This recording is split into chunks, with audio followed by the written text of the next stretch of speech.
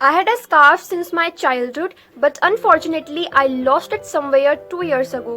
क्या इस सेंटेंस की मीनिंग आप मुझे कमेंट सेक्शन में बता सकते हैं? अगर इस सेंटेंस की मीनिंग आप बता सकते हैं तो इसका मतलब है कि आप इंग्लिश समझ सकते हैं, और अगर आप इंग्लिश समझ सकते हैं तो इसका मतलब है कि आप इंग्लिश बोल भी सकते हैं। Hello to all the English learners over there. I'm your English companion Arshi. Welcome back to my channel और welcome to my channel. मैंने आपको इंग्लिश से रिलेटेड काफ़ी सारी वीडियोस प्रोवाइड की हैं।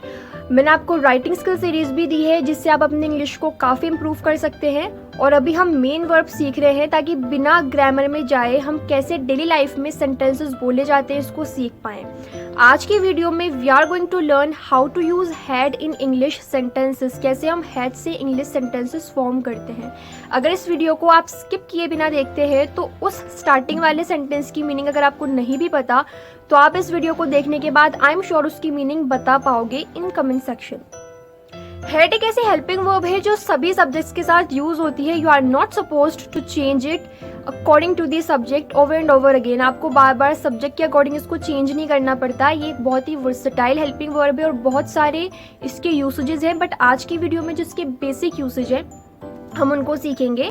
हम हैड का यूज़ करते हैं पास्ट सेंटेंसेस को फॉर्म करने के लिए, चाहे वो किसी भी कॉन्टेक्स्ट में हो, बट हैड का यूज़ हमेशा पास्ट सेंटेंसेस को ही फॉर्म करने के लिए किया जाता है। रिमेंबर दिस थिंग, या आपको याद रखना है। हैड का जो सबसे पहला यूसेज है वो है पास्ट परफेक्ट सेंटेंसेस को फॉर्म करना। आपने टेंसेस में इसको देखा होगा।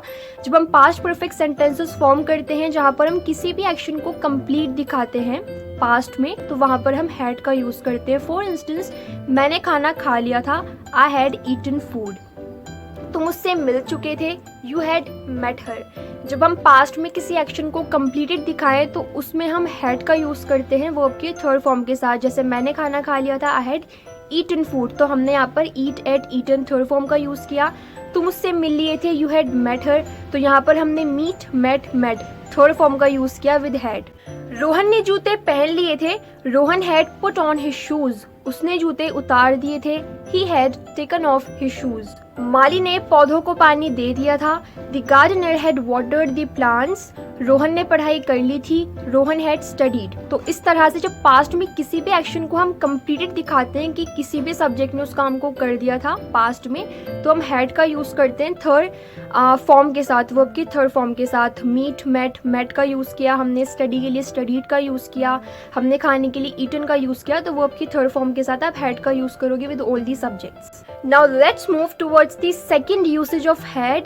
जब आप पास्ट में किसी चीज़ को ओन करते हो, जब आप ये बताते हो कि पास्ट में मेरे पास या किसी के भी पास कोई चीज़ होती थी, तो आप इसको इंडिकेट करने के लिए हैड हेल्पिंग वर्ब का यूज़ करते हो।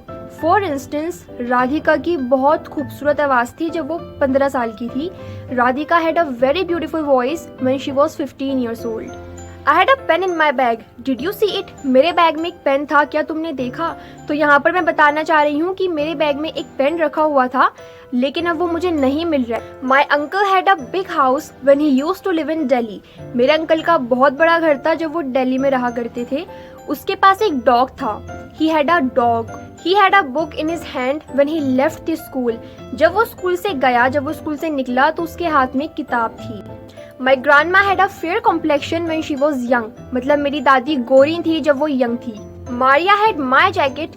Still she did not give it back to me. मतलब मारिया के पास मेरी जैकेट थी फिर भी उसने मुझे वापस नहीं दी। तो इस तरह से आप हैड से काफ़ी सारे सेंटेंसेस फॉर्म करते हो। वो सेंटेंसेस जब आप ये बताओ कि आपने पास्ट में कुछ ओन किया था या पास्ट में आपके पास कुछ था या किसी और सब्जेक्ट के पास कुछ था। इसके अलावा आप खाने के लिए भी हैड का यूज़ करते हो। फॉर इंस्टेंस, अगर आपसे किसी ने पूछा कि तुमने ब्रेकफास्ट में क्या खाया, what did you have in breakfast, तो आप बोल सकते हो I had 2 slices of bread and a cup of T. मतलब मैंने एक चाय का कप और 2 ब्रेड की स्लाइसेस खाई थी। तो बजाय ईट एट ईटन लगाने के, बजाय ईट कहने के, आप हैड का यूज़ करते हो ये बताने के लिए कि आपने कुछ खाया था। अगर आपको वीडियो पसंद आई हो तो वीडियो को लाइक करना है, वीडियो को शेयर करना है सभी के साथ। Do subscribe to my channel ताकि आपको ऐसे ही शॉर्ट, अमेजिंग, इंटरेस्टिंग और प्रैक्टिकल इंग्लिश लेसन्स फ्यूचर में मिले। अगर आपको मेरी वीडियोस अच्छी लगती हैं तो मुझे फीडबैक देना मत भूलिएगा, और स्टार्टिंग में जो सेंटेंस मैंने कहा था उसकी मीनिंग भी कमेंट सेक्शन में ज़रूर बताना। मिलते हैं नेक्स्ट वीडियो में, तब तक के लिए बाय बाय।